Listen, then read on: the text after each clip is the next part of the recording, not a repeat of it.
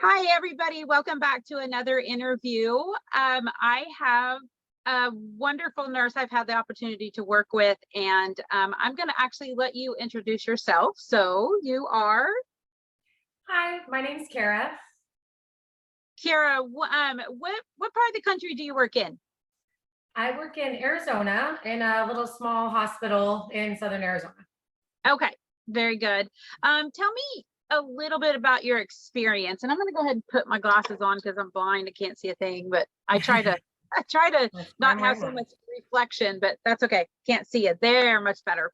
So, okay, tell me a little bit about you, your experience as a nurse. Yeah, so I was really fortunate to start out in ICU right off the bat as a new grad, and I've been at the same hospital. I love where I work. I love my coworkers. I've been a nurse for about 6 years now, and honestly, it was something I came to later in my life. I was 30, I think, when Okay. I graduated, and but 32, I guess, when I graduated because I'm almost 38 now. Um, anyways, yeah, I love it. I love what I do. I love being able to help people, and it's something you can do. Still be active because I'm an active person, but Mm-hmm. still feel like you can give back and contribute in a way that is pretty profound in a lot of cases. So Okay. Okay. So you've been in ICU the entire time. yes. Yeah. Okay. So tell me, um, that kind of answers the next question was where were you working whenever the pandemic hit and you were in the same place you're at right now, right? Correct? Yes. Yeah. Okay. So what what was interesting about this or what made you want to do this interview? You know, um, this last year was really difficult in so many ways. Personally, outside of the hospital, you know, then going and living through it and feeling like at the time you didn't have a choice. You just had to do it. You just had to go do your job, no matter how awful everything was, how stressed you were, how emotional it was, um, exhausting. It didn't matter. You still had to go do your job because people needed you.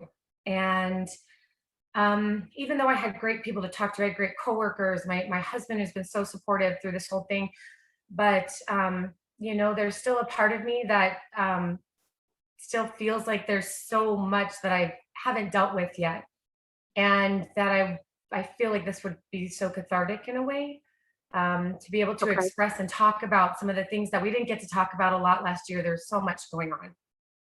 Yes, I agree. 100%.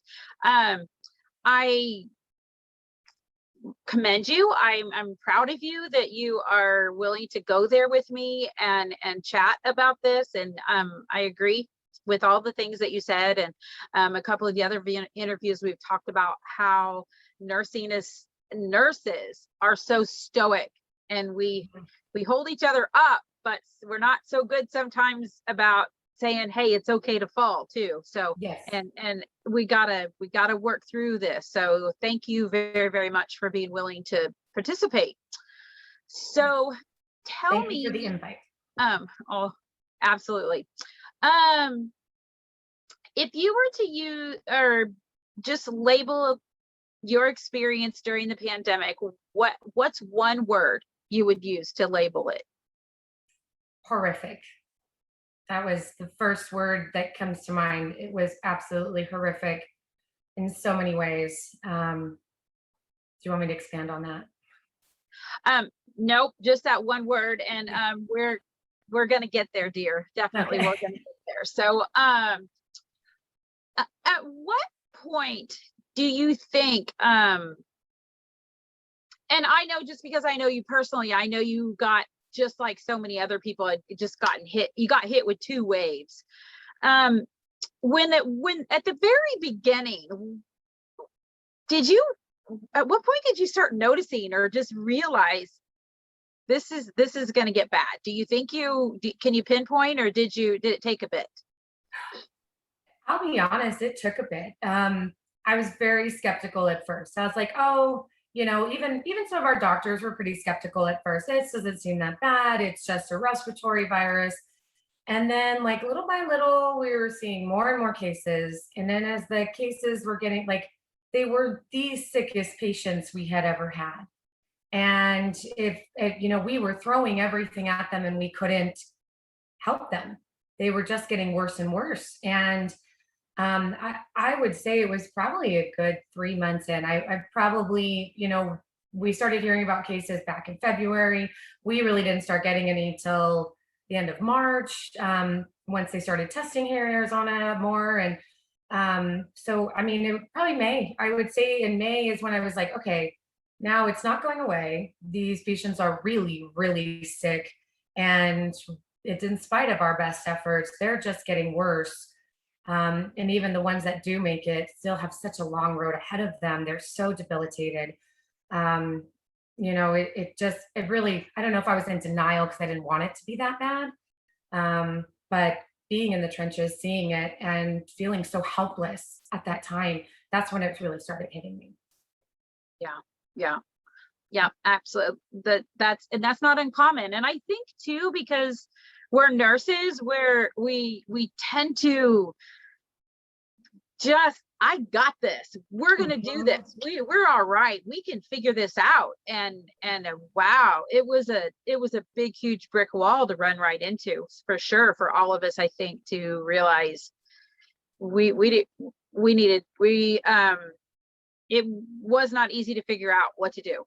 Right. So Right. yeah, Well, and we're nurses. I mean, like you said, that's like almost a prerequisite of the job. You don't stop and go, "Oh, this is horrible." You go, "I need to take care of this. I need to do this. I need to help these people. I don't have time for me. I don't have time to think about me. I don't take a potty break for 12 hours, you know." yeah, And so the whole time when it was all starting, I was just trying to read everything and trying to catch up on everything and trying to figure out what I could do for them. And not once until the end of last year did I stop and go, this is affecting me too. It's not just my patients. And that's if that realization took a lot longer. But like you said, the stoic nurse, you know, it's not about us. yeah, We live to help and serve others.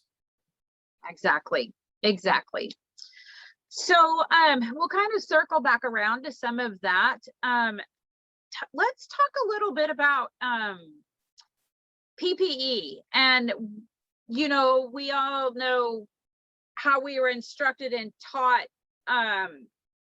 pre-pandemic, but talk to me a little bit about when we came into the pandemic and that whole subject started coming up.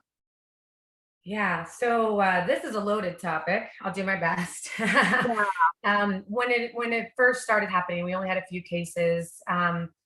We were told initially, oh, it's not that bad. They hadn't put out guidelines that it was a respiratory, like an airborne virus, it was just droplets, and droplets don't stay in the air very long. So you just need a regular mask.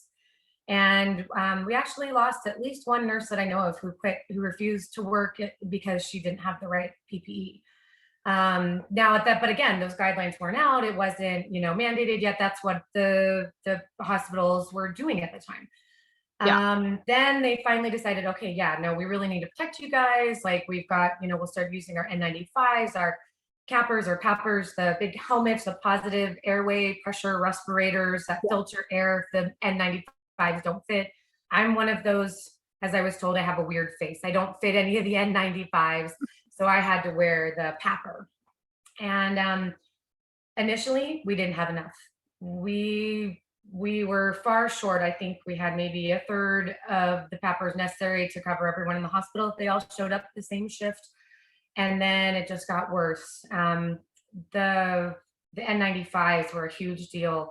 N95s are supposed to be one-time use, one day, one patient. That's what we have been taught, and that's their recommendations as well. And they became okay. Use them for a few days. Okay, no, use them for a few weeks. Use them until they break. And there was some talk about cleaning them, and I don't know. I mean, again, I didn't wear an N95, but I do know nurses and techs and personnel at the hospital that wore those N95s for months and never got a new one. There was a lot of resistance, and I understand in a way because there was a shortage. There just wasn't enough to cover everyone in the United States that needed them. Right.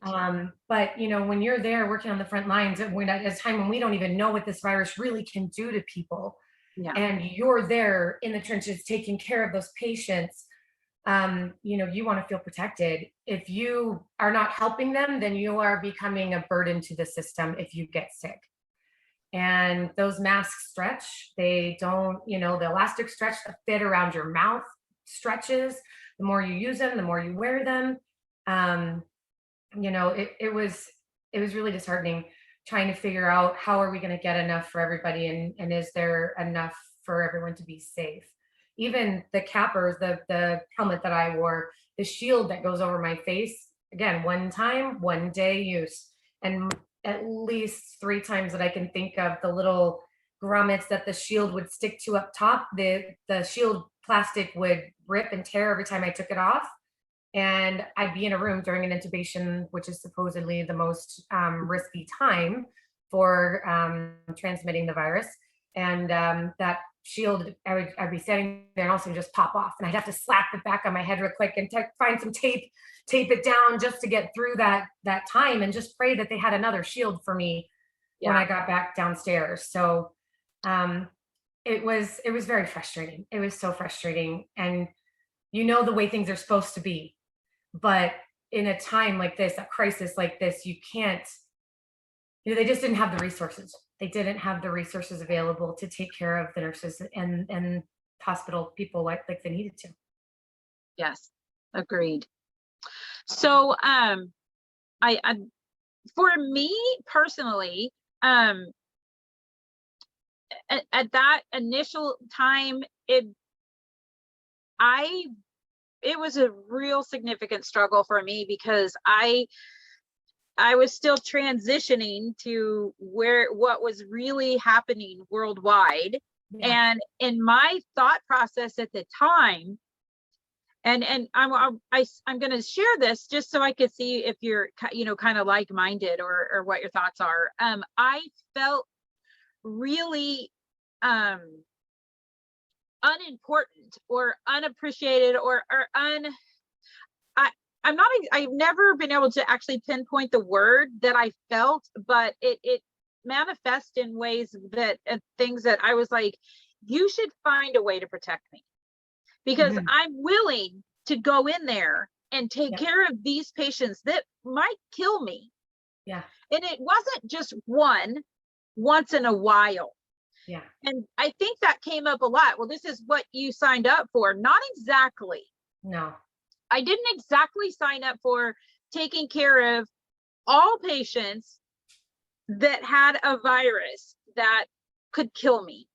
And for a little while, I really had a lot of anger, really, if I'm completely honest, that the powers that be, or the bosses, or the government, or whatever, didn't, and this is my mindset at first, that they didn't care enough about the heroes and the people that were willing to go in there to find a way to give us what we need.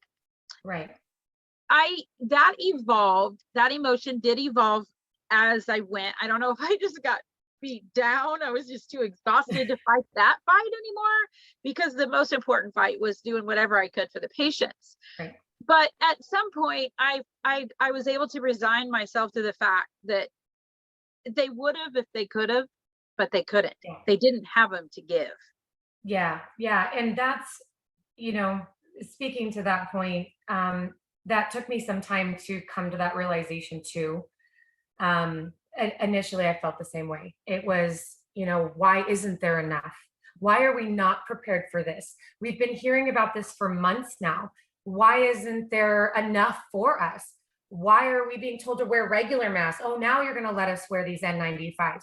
Oh, now you're going to let us, let me wear my, PAPR or cap or whatever. And it was so frustrating and so disheartening, and feeling like you were dispensable. Like, oh, well, you don't need to be protected. You'll be fine. Most people say you'll be fine. You'll probably survive this. So just go in there and do your job. And I don't, again, I don't know that they meant to make us feel that way. I don't think that was intentional, but it was definitely a way that I felt for a few months when this all started, maybe longer. But then, having to like step back, and you're hearing from other nurses, other hospitals are going through the same thing, and that that the supply chain's just not there. There's just too many people that need them. Yeah. And so you feel like, okay, well, okay, now I'm not the only one. I'm not the only one that doesn't have all of what they think they need, or what we've been told before that we should need for this type of virus. And it doesn't provide much comfort. Yeah.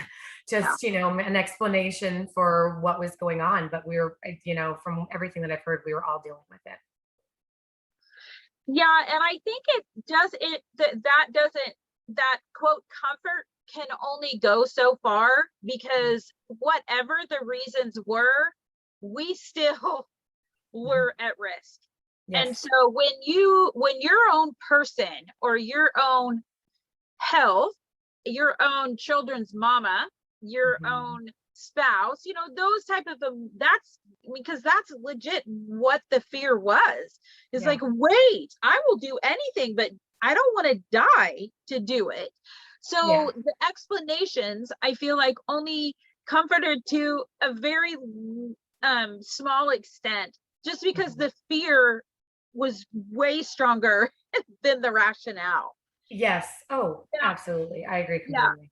I do Yeah. want to, and you and I have talked about this, when we did our pre-screening before the interview, that the goal for these interviews are not to call anybody out or Right. place blame anywhere. Mhm. We, you know, I think you'll agree with me that we're not trying to place blame anywhere, but we're just sharing what we went through Right. and why we felt the way that we felt. And we can all only hope that we learned through Yeah. that process. And just a guess, an educated guess, but that won't be the last time um, the world goes through a pandemic. Oh yeah.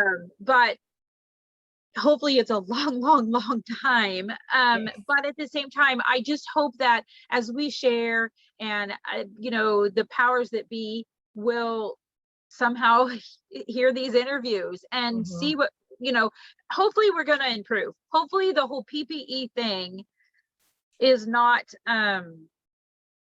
I hope it's a hard lesson learned, but I hope they learn the lesson, or we learn the lesson, and that the, you know, people that prepare for disasters and pandemics and things like that, hopefully they get that right next time. Right. I So agree. And to add to that, you just kind of reminded me of something that I kept thinking at the beginning of this whole thing, was how in 2020, with all of our advancements in medical technology and science, and everything that we have accomplished on in the lifespan of mankind on earth, how right. did we end up like this? Yeah. How did we end up in a situation where we've got this global pandemic just taking millions of lives, hundreds of thousands of lives, right? And we're not even close to prepared for it. I mean, it doesn't matter whose fault it was, like you said. We're not trying to play a blame game, but the reality is we were there without adequate equipment, without adequate protection, or reusing the protection that was only meant for one time, one day use, one Yeah. patient use. Yes. And it's at the end of the day, we were not protected the way we should have been. And but how do we not know? How are we not prepared for that? It's still a question I don't have an answer for. Hmm.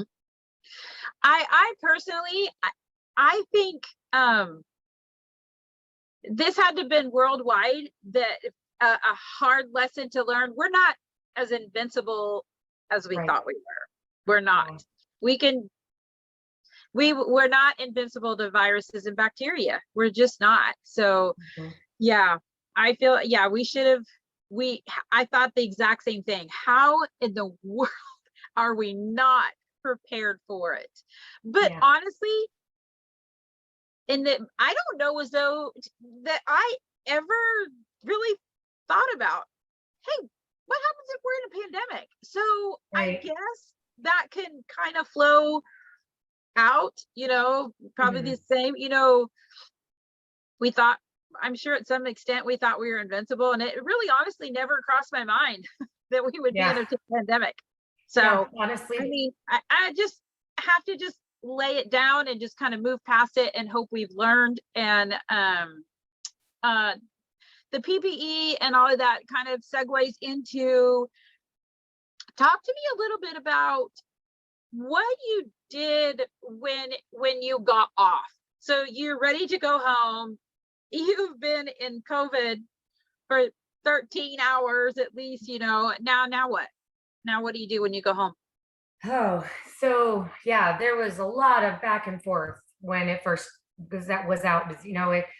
Is this, can this last on surfaces? Is this something I can carry home on my clothes or my shoes and I can bring home to my family? Yeah. What, how can I protect my family knowing that this is my job? Like, I'm here, I'm in this situation, I have a calling to be a nurse, and now this is where I'm placed, so I'm not going to back down. Mhm. But that doesn't mean my family made that choice to be in that and be put in harm's way the way I was. Mhm. And I was, oh God, I was very, very careful. Immediately, temperatures every day, everyone in the house. I took my temperature before I went to work, when I got off work, and when I went to bed. And then every day I was up morning and night when I wasn't working. On my way home, initially we were there, we were able to get scrubs, but the hospital issued scrubs, the generic Yeah. boxy kind. Really uncomfortable. But Yeah. that was at least some comfort knowing that I could peel that off, even though I've been wearing a gown or whatever over that, but I could still peel this layer off that to me felt like the hospital. And I could throw on some sweats or some, leggings or whatever, t-shirt, and get home. And then immediately, even though I hadn't worn that in a room, I still would come home, strip in the laundry room, grab a towel, go to the bathroom and shower, hottest shower I could every day. Every Yeah. single piece of clothing that I had went in the wash and was bleached or disinfected. I would never wash my clothes with any of my other family's clothes or my other clothes. My shoes were not allowed in the house. Like, we just didn't know. Like, we just didn't know how it could transmit and how what could I bring home to them. That was my one of my greatest worries. If I got sick, okay. But for me to bring it home to my family and my kids, everybody in my household, I would never forgive myself. I didn't see my mother and father who lived just an hour away. Normally we'd see them like every other month or so, and I didn't see them for almost a year. Yeah. And it was the longest year for so many different reasons, but that was really hard too because again, I'm right in the middle of this. Like, it's not like I'm like going out to the park and with a mask on and low exposure. Like, I am right in the middle of this. Yes. We still don't know enough about it. We don't know what this really can do. And Yeah. my biggest fear was bringing it home to somebody that I loved, and I would never be able to forgive myself for that. Yes. Yes. Tell me, I mean, sometimes in these interviews, I feel like I just kind of just wash right on past that. And I don't even mean to be insensitive to that. All I can say to that is, I know, Mhm. I know what that felt like. And I'm sorry you had to go through that. Thank Um, you. so tell me, how did your family handle that? Dynamics of that, your family, you're not being able to go see your parents, that it I- I've heard stories that it created lots of problems sometimes with family. Yeah. I felt really bad. Both my parents are diabetic, and so with other risk factors, and I told them both don't leave the house. And so here they are, cooped up. They've been married 50 some years, and they're about ready to probably murder each other in their sleep at this point. But they just I would my mom would call me almost every day, and she just was like, I just need to talk. Your father's driving me crazy, or I'm just so bored, or I don't know what to do with myself. And then every once in a while I'd find out she left the house, and I'm like, Mom, they have delivery for groceries, they have delivery for everything. I said, you don't need to leave. She's like, I'm going crazy. So, but then I felt like the parent, like I was having to scold her, like, no, you can't do that. You need to stay home. You need to take care of yourself. I'm like, Yeah. I'm not ready to lose you yet. Okay. But you know, at home, with my family, I, I can say for the most part, they were so supportive, and but at the same time, like even as supportive and loving as they are, my husband always would listen to me on my way home from work, and I'd cry, or I'd yell, or I'd be so frustrated with things, and he would listen. And he used to be a fixer. He still is a fixer. But we had a conversation one day where I said, I don't need you to fix this. I need you to listen to me, because I am breaking down. I can't do this right now. And I need you to just listen to me and hear me, and just tell me it's going to be okay. Just tell me you love me. That's all I need. Yeah. Yeah. And because you can't fix this, I can't fix this. Nobody can fix this right now. And I can't stop it. And I can't get away from it. And I can't not do this anymore. They need me. Like it's not an Right. option. They need me. Right. And so that once we had that conversation, it got a little better. But it was hard. It took me a while to realize, and I've always kind of been like this. I don't really pay attention to how I'm feeling, because I'm not supposed to break down. I'm tough, Right. Right. I mean, I ride horses, I rope, I've always been a very active physical person, and I don't take time to sit and cry. I'm not a Mhm. crier. Mhm. And to stop and admit that I have cried more in this last year than I probably have in the last 10, that's really difficult for me to admit. And it took me a few months to realize, I would say maybe 6 or 8 months, to realize how much it was affecting me. I had no energy at home. I didn't want to go like go ride my horses even. I barely wanted to spend time with my family. When we did, I was just on my phone, and I was sitting there thinking, like, I shouldn't be on my phone. I should be spending time with them. But I was so mentally and emotionally exhausted. I just didn't have anything left. And I found myself constantly apologizing for snapping at my family and my kids or my husband, and not hearing them, like just being zoned out watching TV, and not even spending we were together all the time, but I didn't spend time with them. And I just couldn't. I just had nothing left. And that was that took a lot out of me. Knowing that I shouldn't be that way, but I couldn't help it. Um, I'm really thankful that I have a very understanding family. And, once I was able to put into words what I was feeling, um, they they were there. They were supportive. They said, I'm so sorry. We love you. We're so proud of you. But even then, they still couldn't understand everything. They tried, but it still was difficult for them to understand. And it was difficult for me, because there were very, very few people that could understand what we were going through. And they were going through it just as bad as I was. And I felt guilty relieving my emotions on them, because they were already in the same place I was. Yeah. And so we'd talk about things, but then I would always kind of feel like I needed to stop and be encouraging, and like, okay, but I've got your back, and we'll get through this. And because at that moment, gosh, you couldn't stop. You couldn't stop and have a meltdown and breakdown in the middle of work, in the middle of your day, when you've got three different codes going on around you, while while someone else is breathing their last breaths, because they're in such bad organ failure and system failure. The family's like, it's time.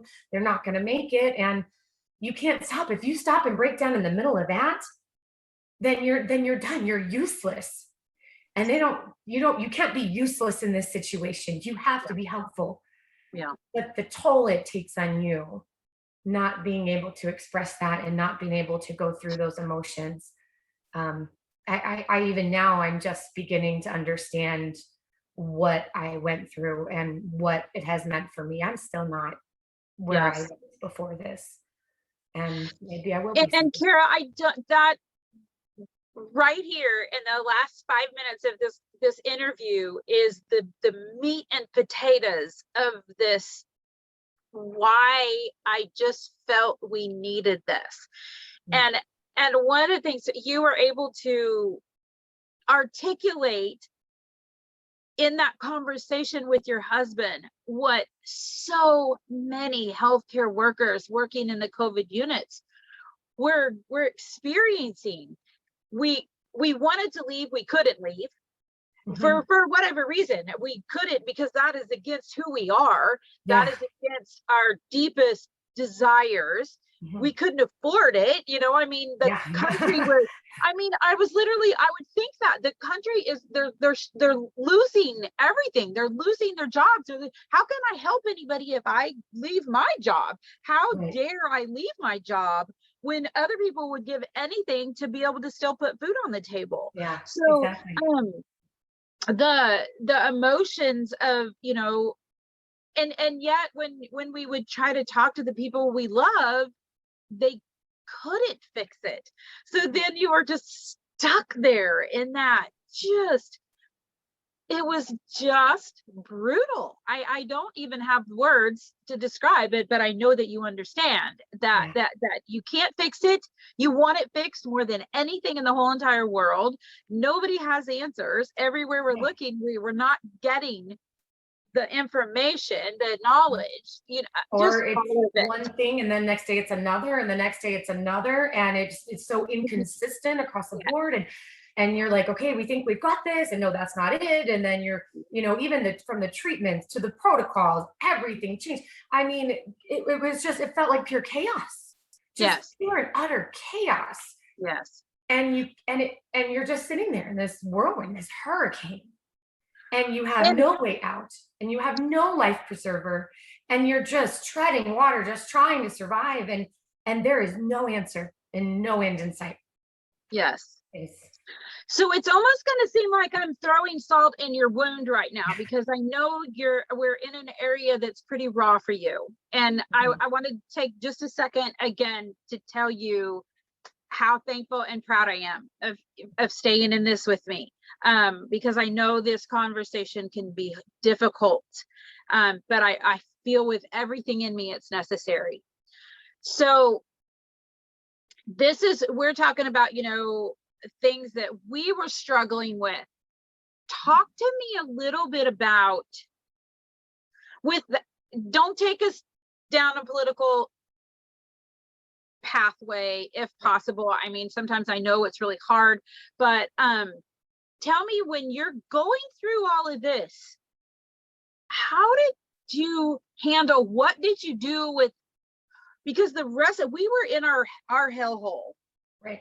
but the rest of the world was just battling and arguing and denying, and we didn't have all the answers, but we did have what we were seeing every Right. single day. So there was Firsthand. a definite reality for us. Yeah. So what did you do with all the information that was swirling around on the internet, and in when you compare it to what you were actually experiencing? That I told my husband that was like a whole nother pandemic of itself. Yeah. You know, being there and seeing what we saw, right? Like experiencing what we experienced, knowing how horrible this is, watching people die over and over, like just one after another, and you would do everything you could to save them, and they mean patients on ventilators for 3 4 weeks or more, and then they still didn't make it after you had nearly killed yourself trying to save them, and they still weren't making it. And so here you are trying to deal with that trauma, the trauma from your work, then the general trauma from the pandemic as a whole, the whole lifestyle changes, kids being at home trying to do internet learning, and oh, that was another whole nother thing, and worrying about job security. I wasn't worried about mine unless I got sick, but my husband works in construction, and that was, thankfully he didn't get affected by that, but we were seeing people get affected by it. And what's the next, what does the future hold? Are we going to be okay? Do we have this? And then to see the things that people were saying and doing, and the denial of how serious this was. And you're still trying to figure out and understand what you're going through and how you're processing this inordinate amount of death that you've never dealt with, even as a nurse. And then you have people saying it's not real. Well, you can't make me wear a mask. Well, you can't make me do anything, and I'm going to still go out, and I'm still going to do this, and I'm still going to do that. And you know it, being in those rooms covered in those gowns with N95s for my coworkers, even the capper for myself, where you are sweating and dying, doing chest compressions on somebody for the third time because their family just doesn't understand that they're not coming back. And then as soon as they pass and you call it, then you're in another room, and then you're in another room, and you're just literally running from one life to another, trying your best to save them. And somebody is minimizing that and saying it's not real, it's not important. You can't make me protect myself or to think about others and protect them. Good people that I love, that I know to be this very amazing, wonderful, kind, compassionate people, have said things this past year that I really wish I hadn't heard. Things Yes. that I wish I didn't know that they felt that way. And you know, you want to believe the best in people, and you want to believe that they're your friend, but when they know what you do for a living and they still say these things, and you can tell them as many times as you want how bad it is, and they don't believe you, and they don't trust that what you're saying is real because somebody else said it wasn't. It was that was that was that was just, I don't know, icing on the cake. Yeah. I fought it, and I tried to educate. I tried to educate, so the way that nurses do, right? The way that the people need to hear us, right? You think about what are they misunderstanding? What do they need to know? How do they need to understand it? In what way can I explain this? Can I show them an article? Can I talk to them? Can I give them a personal experience? Like, how can I help them understand what's really going on? And still, I mean, people arguing with me about what's going on, and I'm like, okay, I wouldn't argue with you about your office job. I know nothing about accounting. I know Mhm. nothing about construction. So I'm not going to sit here and tell you that you're doing this wrong, or that this isn't real, or that this is wrong. No, but I'm telling you this is happening. I'm telling you, like, we're suffering. Like, this is horrifying what we're Horrifying. going through right now, and watching these people, and not just the elderly, because that was a big thing I heard. Oh, it's just old people and people who are immunocompromised. No, it's not. No, it's Right. not. We had more than a handful of people at our hospital who were under 50, some in their 30s. Now it's in their 40s, some with pre-existing conditions, some without. We had some elderly people who made it, and you're like, how did that happen? And then their son would be in the next room on a ventilator, and they were just on a nasal cannula. And I mean, it's not just, you can't say you're going to be safe. You can't say you're going to be okay. We just don't know. And that was another thing I told my husband. I'm like, I can't, I can't talk to them right now. I can't try to rationalize with them. I don't have, I barely have enough left to be with you guys and ignore you. Yeah. Less, Yeah. much less to try to help them. And I love them, and I wanted them to understand, because I didn't want them to get sick. That was the hardest part. I'm genuinely coming from this place in my heart where I don't want to see you in my hospital. I don't want to be taking care of you, because I know what this does to people. And but I can't, I finally I had to sit back and say, I cannot force people to care about themselves. I can't force them to care about other people that they may have never met. Sure, you walk into Walmart and you're fine and you get sick, whatever, and you get better. But what about this patient who is immunocompromised, who's going through chemo, and then you introduce this virus? That's a story. That's somebody's life that you were literally taking into your hands because you don't believe this is that serious. And that was hard. That was hard to come to that realization that when not only can I not save the people at work, I can't even save some of my friends because they didn't want to believe it. They just were so set that if they just didn't believe it was true, that it wouldn't be, you know? And that's the only rationalization I have for it. So making that decision is I can't do this anymore. I can't help you if you don't want to be helped. I just need to step back and just pray that you're not going to get Stay sick. in had and I heard this repeatedly, to stay in your bubble, because stay in our worlds got really, really small because we couldn't Yeah, do what we were doing every day and fight those battles out there also. yeah, I will, Kara, I don't know if this will help or not. It's just something that comes to my mind sometimes when I try to think about that. And when I was trying myself to rationalize what people are thinking and doing, I don't know this for 100% true, but I honestly feel like human beings on an animalistic level have certain traits and things about them that allow them to keep moving forward through life. And I think this is something that in my brain, I started just thinking, they can't admit it because it's too scary. yeah, They couldn't accept it because they didn't have the ability to look death in the face, basically.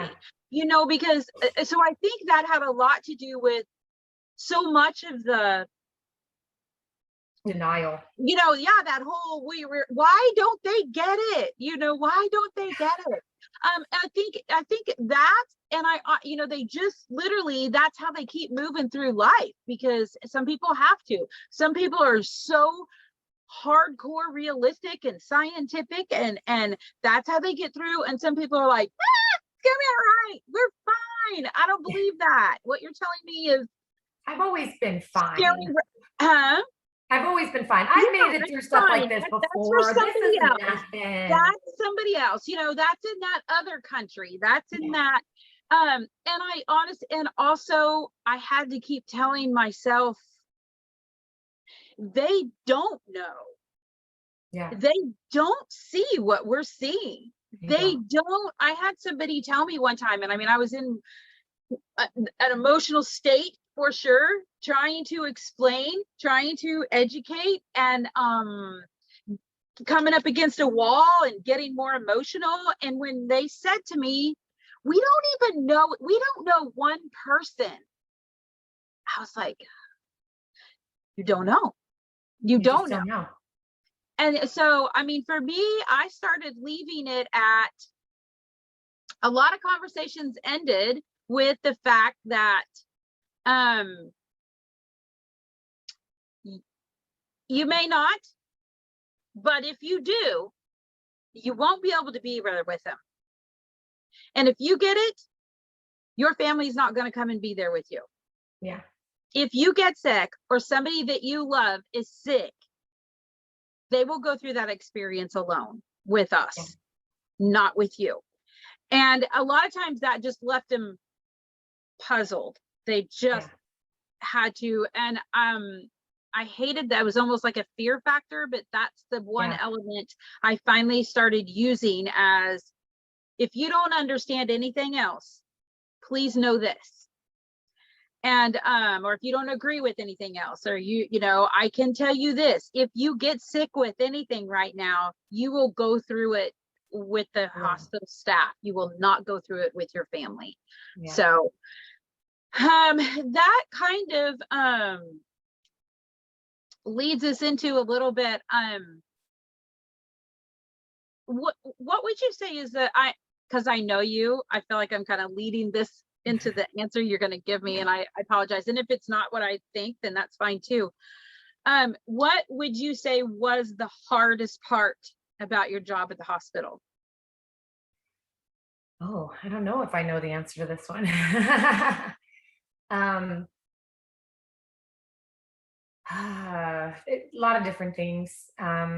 Just off the top of my head, and I don't know if this is the one you're looking for, but that feeling of helplessness, of feeling like this is my job. My job is to help people, Mm. and my job is to help them get better. And if we've done everything that we can, then to help them at least pass peacefully and give them some comfort. And I felt so helpless to be able to do anything for my patients. I literally felt like I was running around from room to room, from code to code, trying to just put out fires, knowing that I didn't have the time or the manpower to do all the things that I needed to do for all of my patients. There just wasn't enough time. When, prior to COVID, ICU nurses get 1 to 2 patients. Um, one if they're very sick. Many of those COVID patients would have been 1 to 1 had it not been in the middle of a pandemic. Many of them.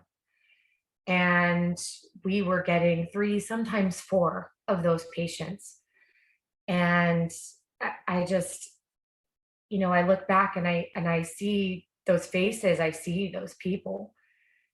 And I would run in there and I would do everything I could really quick and put out this fire, refill this medication. It was like every 30 minutes I was going in and refilling a medication or rechanging something. And then I'd run over to another room and I'd help manually turn and prone somebody. And then I run into my other room and I go do these meds. And then I'd look at my patient and shove a pillow under her real quick. And then I run to this other room. And then it was just, I knew I wasn't doing what I should have been doing, but I didn't have the time. If I stopped and did everything exactly the way I was supposed to, I'd give oral care every 2 to 4 hours, and they were getting turned exactly every 2 hours, and they were getting all of these things that they were supposed to get, then somebody else wasn't getting anything. Right. And leading on to that, I guess the second part I think that was difficult was watching a lot of these patients go through it alone. Um, once they're on the ventilator, that's it. They don't know what's going on. A lot of them are not only sedated, but they're paralyzed and they can't move and they don't have any awareness of the world around them. Um, but, while we're running around from room to room, there are families at home waiting, begging to get a word, to see a loved one. And, the time it takes to set up an iPad and put all your gear on and go in there and set it up in front of a patient on a ventilator, it takes time, but at the end, it was worth it because you just didn't know, is this the last time they're going to see them? You know, my one of my very first patients that we had COVID that I assisted with an intubation. Um, I was sitting there, I was on the BiPAP, and he was just getting more and more confused. And it was time. It was time for him to go on the ventilator. We'd put it off as long as possible. And he was a vet, and he was an elderly gentleman. And I knew he was really close with his sister. His sister was calling all the time, wanting updates. And that was his only family. He had no kids, he had no wife. And so right when we're getting ready to set up, I grabbed my phone and I said, okay, we're going to call your sister. And I want you to just tell her, you can, just tell her you love her, just say hi, and just tell her you love her and that you want to, that what's going to happen. And I go, I can explain the rest. And so I got on the phone and I told her what was going on. I handed the phone to him. And I got back and she had some more questions. She was crying. And she's very upset. And I said, we're doing everything that we can. Um, I'll call you this afternoon and let you know how it's going. And but that was the first time I think it hit me that at that moment, once he got on this ventilator, I didn't know if he was going to come off. I didn't know if he'd ever speak again. I didn't know if he'd ever say, I love you again to family, to anybody that mattered to him. And I didn't want his last words to be, help me, I can't breathe. Because, and I don't mean a political statement on that. I just realized how that came out, but because that's what he was saying. He kept saying, help me. Because even though we were giving him all the oxygen we could, his lungs were so damaged that he couldn't absorb it. He couldn't take it in. He was not utilizing it. And I didn't want those to be his last words, just in case, because at that time we didn't know. And watching families go through that and say goodbye over an iPad, like, the times that we did have to withdraw care and families weren't allowed in at first, because we didn't want them being a risk. We didn't want them risking us, getting anybody in the hospital sick. And having them be in a parking lot on FaceTime and sitting there and saying goodbye to their family through FaceTime. They'll never be able to touch that person's hand again. They'll never be able to tell them I love them again in person. Like once they came in the hospital, it was it. They were done. And that's still it. If it had been one or two here and there, I probably could have processed it, and I, dealt with that and talked about it and gotten over it. But it was over and over and over again. And you can't be a nurse without understanding what your patient, without trying to understand what your patients and their families are going through, because that's how you know what to do and how to take care of them. And I feel like a lot of us took that, we absorbed that. We absorbed those feelings, that helplessness, not just for ourselves, but the helplessness and for the families and the patients. That fear of not knowing what's to come. I hope that people that are viewing these videos, and I mean, I don't know whether 3 people will view them or 300,000. And I told myself when I really felt convicted to do this, that if the only thing that comes out of this interview is that you are able to debrief and connect and work through and do even a little bit of healing, this is worth every bit of my effort to make these interviews happen. But if somebody's watching this that didn't work in COVID and didn't have one of these roles, I want them to know each of us are only sharing 1 or 2 stories, but just like you just said, please understand it happened over and over and over and over and just exponentially. I could go on forever saying that word. It happened absolutely repeatedly. So as you said, for that to happen a couple of times, you'd be like, man, that was bad. Yeah. If a bunch of nurses or doctors or respiratory therapists or whatever sit around, having drinks together, they've got endless stories way before COVID. Oh yeah. None of us had this, we could be like, God, that sucked when this happened. Or, okay, then we work through that. This happened over and over and over and over again. Yeah. But Kara, I'm going to kind of tell on you just a little bit here with what, if you've watched my video, you heard me talk about an amazing nurse that came into my patient's room with me. Mm-hmm. And another reason I'm doing this is because I want families to hear, even though you weren't there, we were. Yeah.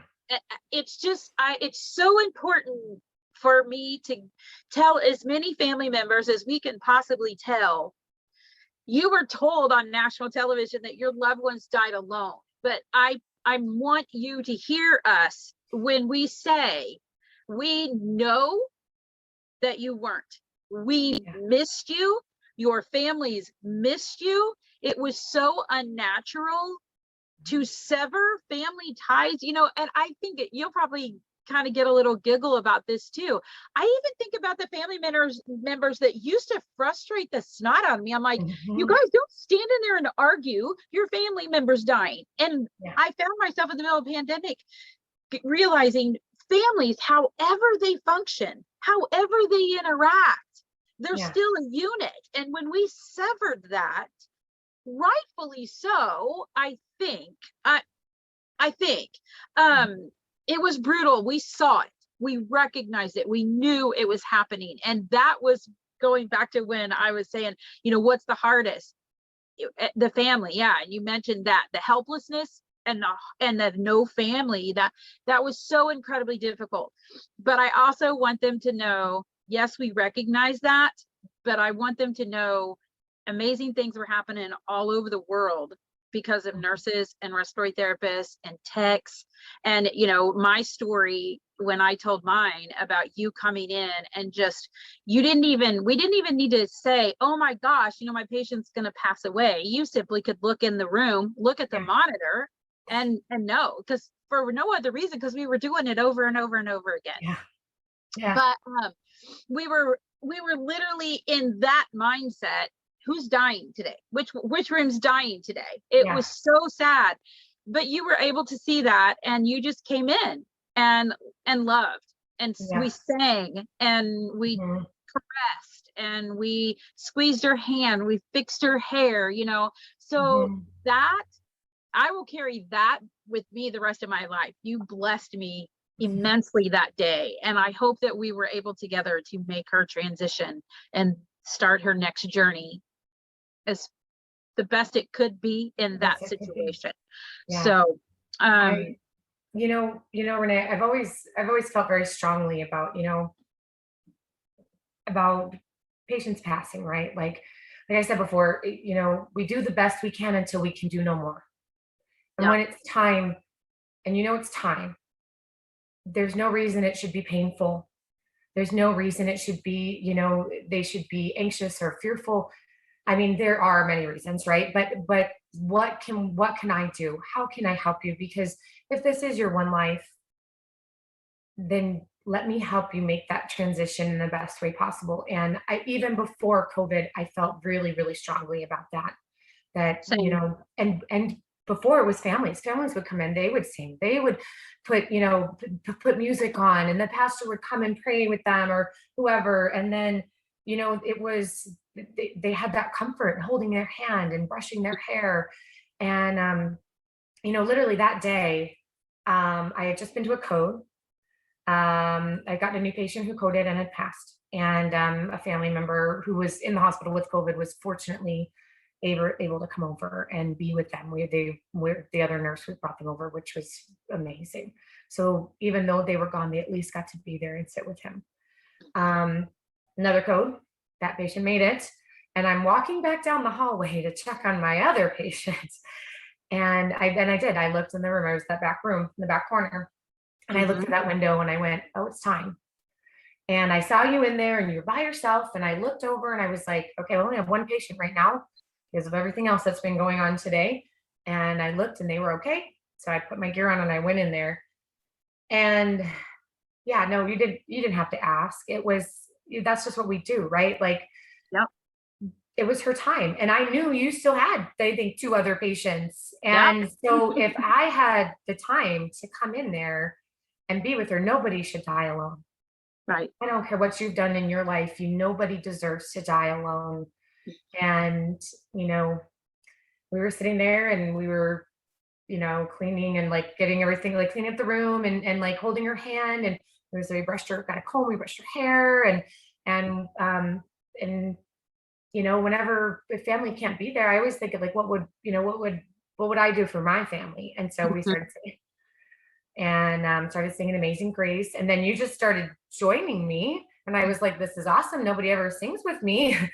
And then I think we got through like two verses of Amazing Grace, and we're like, what's the third? Let's just sing it over again. And we did. And we just sang it over and over again. And then we sang some other songs that we knew. And honestly, it was an amazing experience for me to be able to share that with another nurse. I usually am doing that by myself. And not that people aren't there holding hands, but nobody usually wants to come and sing with me. Yeah. Um, Yeah. but, good singing or bad singing, it doesn't matter. That just the fact that you're there, that presence, just being there Yeah. with them, holding their hand, you know that their family can't be there. So then, my thinking is, well, I can be there. I Mhm. can hold their hand. I Yeah. can tell them it's okay. I can tell them it's going to be all right. You can let go now. Mhm. And and your loved ones, they said they loved you. They can't wait to see you on the other side. They'll miss you, but it's okay. It's time. You can go now. Mhm. And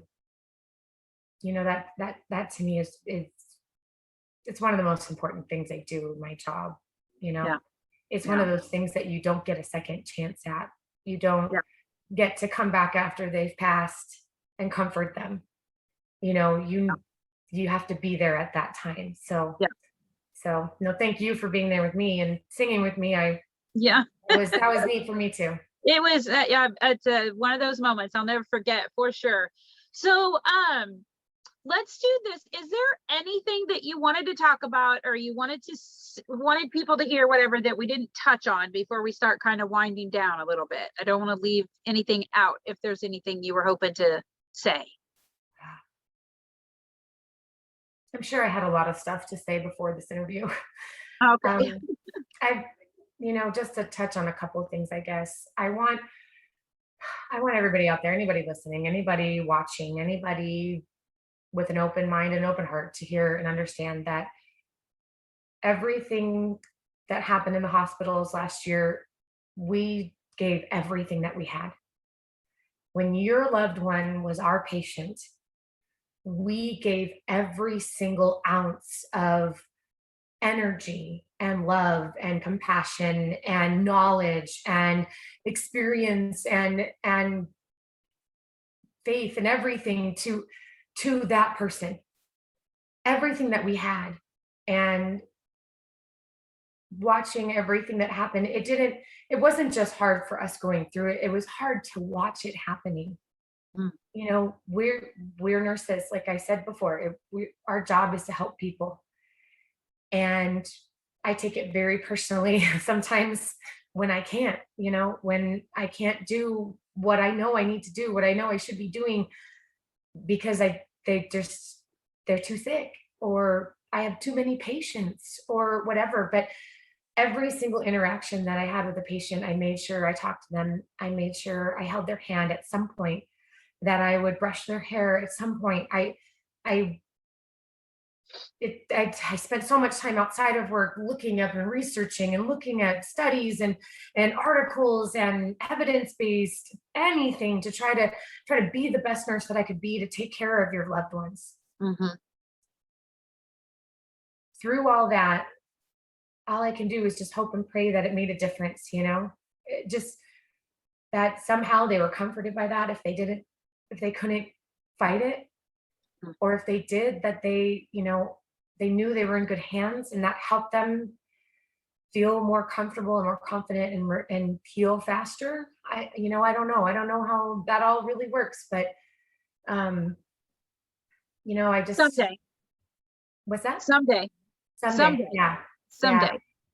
And I guess just know too, from our perspective, we are a group of people that love to help others. We love to take care of people. And we went through more this last year than I think I could ever put into words.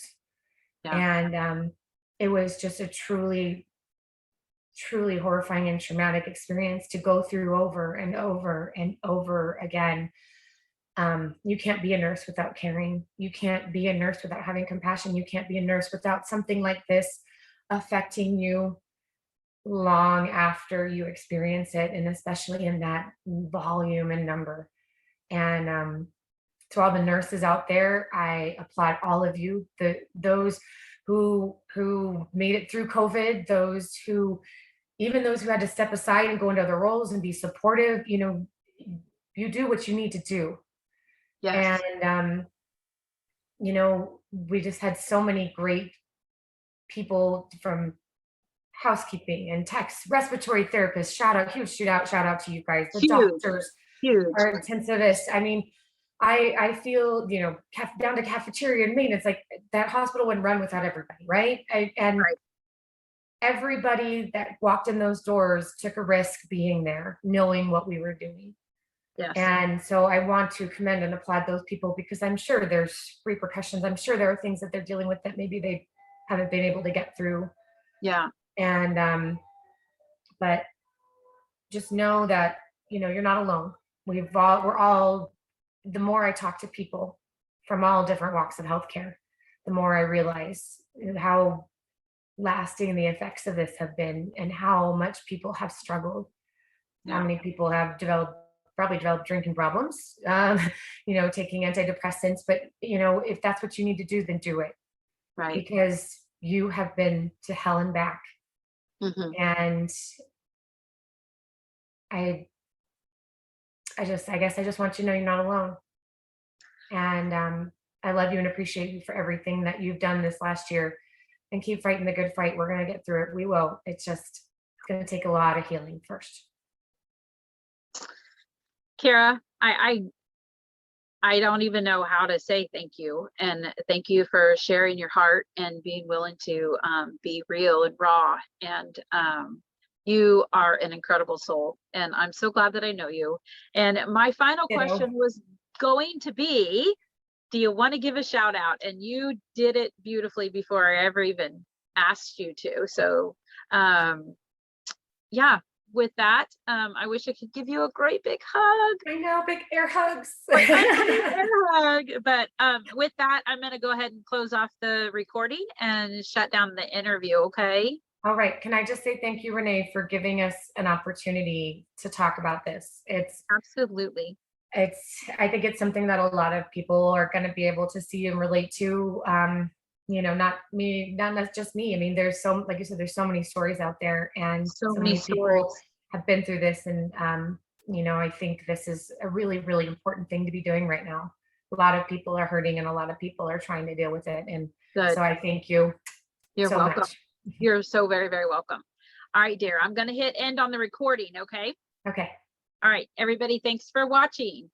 As soon as I figure out how to end the recording.